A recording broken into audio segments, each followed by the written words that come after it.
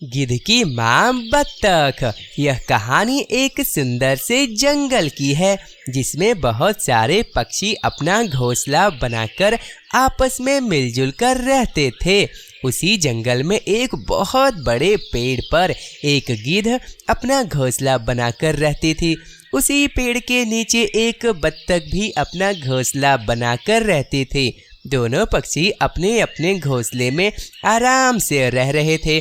कुछ दिन बीतने के बाद गिद्ध तथा बत्तख ने अपने अपने घोंसले में अंडे दिए।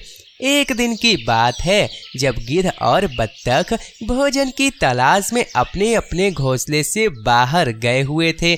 तभी अचानक से बहुत तेज आंधी आती है जिसके कारण गिद्ध के घोंसले का एक अंडा बत्तख के घोंसले में गिर जाता है। कुछ देर बाद जब गिद्ध और बत्तख अपने घोंसले में आया पर बत्तख को पता ही नहीं चला कि गिद्ध का एक अंडा उसके घोंसले में गिर गया है और वह अपने अंडे को पहले की तरह सेकने लगी। वहीं गिद्ध अपने घोंसले से एक अंडा गायब होने पर बहुत दुखी हुई। लगता है मेरा एक अंडा कोई पक्षी या सांप खा गया है। कुछ दिन बीतने के बाद बत्तख के अंडे से बच्चे बाहर आ गए। बत्तख ने देखा उसके 4 बच्चे उसके जैसे हैं पर 5वां बच्चा उससे काफी अलग है। मगर बत्तख के अंदर माँ की ममता के कारण मान लिया कि उसका ही बच्चा है। कुछ दिन बीतने के बाद अब बच्चे थोड़े बड़े हो गए थे और पेड़ के आसपास खेल रहे थे। तभी गिद्ध की नज़र खेलते हुए उन बच्चों पर पड़ी। गिद्ध ने देखा कि उसमें से एक बच्चा मेरा है। तब वह समझ गई कि उसका एक अंडा बत्तख के घोंसले में जा गिरा था। अब गिद्ध बत्तख के पास आई और बोली, बत्तख बहन, आपके बच्चे में से एक बच्चा मेरा है। मेरा घोंसला तुम्हारे घोंसले के ठीक ऊपर है और शायद मेरे घोंसले से एक अंडा तुम्हारे घोंसले में आ गिरा था, इसलिए बहन मुझे मेरा बच्चा लौटा दो। बच्चा? कैसा बच्चा? तुम्हारा कोई बच्चा नहीं है मेरे पास। खबरदार, जब मेरे बच्चों की तरफ आंख उठाकर भी देखा तो चले जाओ यहाँ से, वरना पुलिस को बुला लूंगी। बड़ी आई बच्चा लेने वाली। बत्तख जानती थी कि यह बच्चा मेरा नहीं है, लेकिन उसकी ममता ने उसे रोक दिया और उसने गिद्ध को बच्चा नहीं दिया।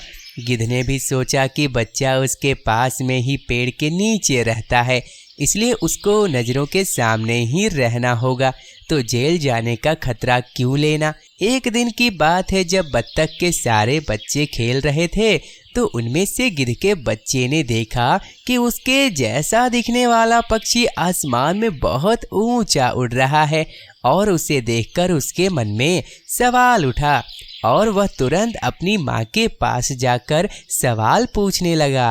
माँ,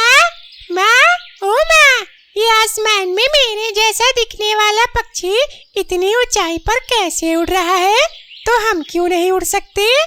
बेटा, हम बत्तख हैं जिन्हें भगवान ने जमीन से थोड़ा ऊपर उड़ने के लिए ही बनाया है और इन पक्षियों को आसमान की ऊंचाई में उड़ने के लिए बनाया है, इसलिए यह ऊंचाई पर उड़ते हैं और हम यहाँ नीचे रहते हैं। अच्छा माँ, एक बात बताओ कि मैं अपने चारों भाइयों से इतना अलग कैसे हूँ और मैं ऊंचाई पर उड़ रहे पक्षियों की तरह कैसे दिखता हूँ?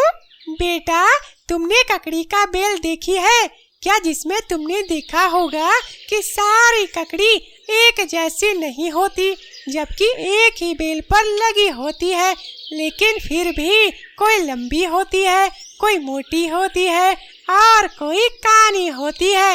इसी तरह से तुम चारों भाइयों भी रंग, रूप और आकार में अलग हो और तुम बत्तख के बच्चे हो।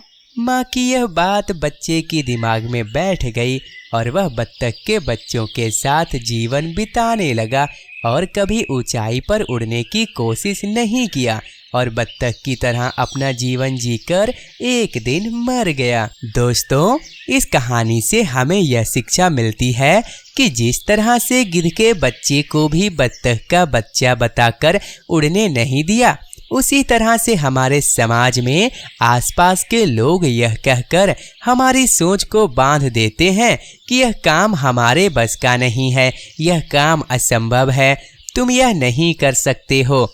इस तरह से हम अपनी सोच में सीमित हो जाते हैं और बड़े लक्ष्य को पाने के लिए नहीं सोचते। इसलिए दोस्तों, हमेशा बड़ा सोचो, तभी आपको जीवन में गिद्ध की तरह आसमान की ऊंचाइयों में उड़ान भरने को मिलेगी।